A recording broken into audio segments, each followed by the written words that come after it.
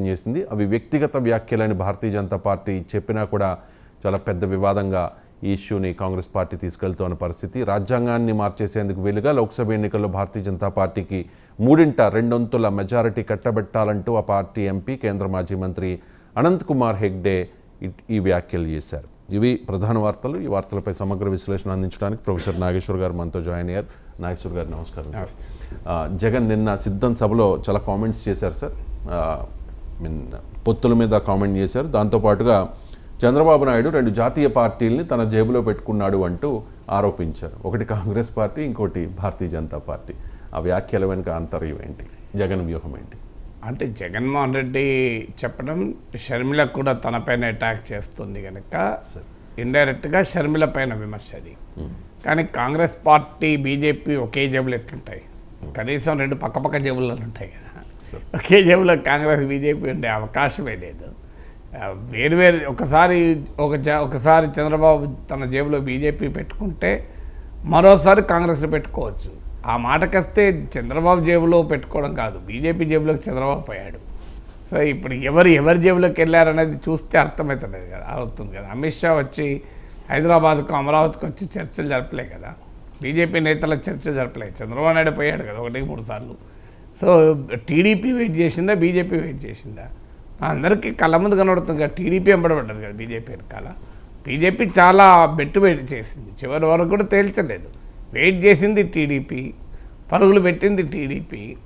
అమిత్ షా దగ్గరికి వెళ్ళి 1-2 సార్లు 3 సార్లు అపాయింట్మెంట్ తీసుకొని వెయిట్ చేసి పొత్తు పెట్టుకున్నది చంద్రబాబు. అందువల్ల బీజేపీ జేబులోకి చంద్రబాబు వెళ్ళాడు అంటే, కానీ ఆయన జేబులోకి బీజేపీ వచ్చడం, కాంగ్రెస్ వచ్చడం లేదు. జగన్మోహన్ రెడ్డి చెప్పాడు కదా, ఒకప్పుడు నేనే చక్రం తిప్పాను అనే చంద్రబాబు నాయుడు పరిస్థితి ఇవాళ ఎందుకు ఈ స్థాయికి వచ్చింది, పడిగాపులు గడవాల్సి వచ్చింది అని కూడా అన్నాడు ఆయన. సో అందువల్ల చంద్రబాబు నాయుడు 2 జాతీయ పార్టీని జేబులో పెట్టుకునే అవకాశమే లేదు. సో అందువల్ల కాంగ్రెస్ పార్టీ బీజేపీ ఒకే వైపు ఉండే అవకాశమే లేదు. సహజంగానే బీజేపీ వైపు ఉంటే కాంగ్రెస్ వదిలేస్తుంది, బీజేపీ నుంచి దూరం అయితే కాంగ్రెస్ పార్టీ ముందుకు రావచ్చు. సో అందువల్ల అక్కడ దేశంలో బీజేపీ కాంగ్రెస్ ప్రత్యర్థులు కనుక అసలు ఇద్దరితో ఉండే అవకాశం లేదు. వాస్తవంగా బీజేపీ అటు జగన్మోహన్ రెడ్డితో చంద్రబాబు నాయుడుతో ఉంది. విచిత్రం ఏంటంటే, అందువల్ల జగన్మోహన్ రెడ్డి మొదలు క్లారిటీ ఇవ్వాల్సింది ఏంటంటే, తాను బీజేపీ పైన మోడీ పైన పోరాడటానికి సిద్ధంగా ఉన్నాడా. సో మోడీ పైన పోరాటానికి సిద్ధంగా ఉన్నాడా లేదా తేల్చకుండా మధ్యలో కాంగ్రెస్ పైన ప్రత్యేకం వస్తుంది.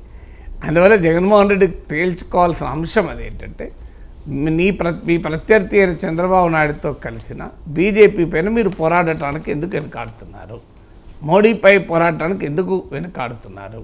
నిన్న కూడా మోడీ ప్రభుత్వ విధానాలను ప్రశ్నించింది లేదు. ఇప్పుడు చంద్రబాబు నాయుడు ఏమో మోడీ దేశంలో సంపద సృష్టిస్తున్నాడు, అందుకొరకు ఆయనతో కలుస్తున్నాం అన్నాడు. జగన్ చెప్పాలి కదా మోడీ సంపద సృష్టిస్తున్నాడా లేడా అని.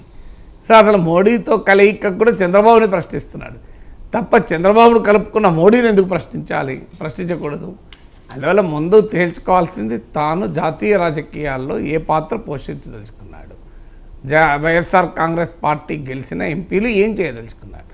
ఆల్రెడీ 11 మంది రాజ్యసభ సభ్యులు ఉన్నారు, రేపు లోక్సభ సభ్యులు గెలుస్తారు. వైసీపీలని ఎంపీలుగా గెలిపించండి అని అంటున్నారు. వైసీపీ ఎంపీలు దేశంలో ఏం చేయబోతున్నారు పార్లమెంట్లో, దానిపైన జగన్ క్లారిటీ ఇవ్వాలి. మీ ప్రత్యర్థి అయిన చంద్రబాబు నాయుడుతో కలిసిన బీజేపీకి వ్యతిరేకంగా ఉంటారా లోక్సభలో వైసీపీ ఎంపీలు? లేదు, గత 5 ఏళ్లలో ఎలాగైతే మోడీకి మద్దతు ఇచ్చారో బీజేపీ మద్దతు ఇస్తారో అలాగే మద్దతు ఇస్తారా? మారిన రాజకీయ సమీకరణల అనంతరమైన ఈ విషయంపైన క్లారిటీ కావాలి. వైసీపీ ఎంపీలు ఎన్నికల తర్వాత ఎటువైపు, బీజేపీ వైపా కాంగ్రెస్ వైపా, లేదు తటస్థంగా ఉంటారా? ఏదో తేల్చాలి కదా. రాజకీయాల్లో తటస్థ సాధ్యం కాదు. ఇప్పటి వరకు బీజేపీతోనే ఉన్నారు. కారణం టీడీపీతో కూడా బీజేపీ లేదు, ఇబ్బంది లేదు, సమదూరం నడిచింది. ఇప్పుడు టీడీపీ బీజేపీ కలిసిపోయాక మీరెక్కడా? దానికి ఆన్సర్ ఉండాలి కదా. చెప్పే ఎన్నికలకు వెళ్ళాలంటారా? ఖచ్చితంగా కదా. ఇప్పుడు పార్లమెంట్కి ఓటు వేయని అడిగినప్పుడు చెప్పాలా లేదా మీరు ఎక్కడుంటారని? పార్లమెంట్కి ఓటు లేకపోతే నేను అడిగేది లేదు. మీరు అసెంబ్లీ ఎన్నికలు మాత్రమే జరిగితే ఆ ప్రశ్న ఉత్పన్నం కాదు. ఎందుకంటే అసెంబ్లీ ఎన్నికల్లో జగన్ గెలిపించాలా వద్దా అనే దానికై జరుగుతున్న ఎన్నిక. జగన్ ముఖ్యమంత్రిగా చూడాలా, మళ్ళీ చంద్రబాబు నాయుడు ముఖ్యమంత్రిగా తేవాలా, మళ్ళీ అనే ఎన్నిక కనుక ఆ ప్రశ్న ఉత్పన్నం కాదు. పార్లమెంట్ ఎన్నికలు దేనికి జరుగుతున్నాయి? మోడీ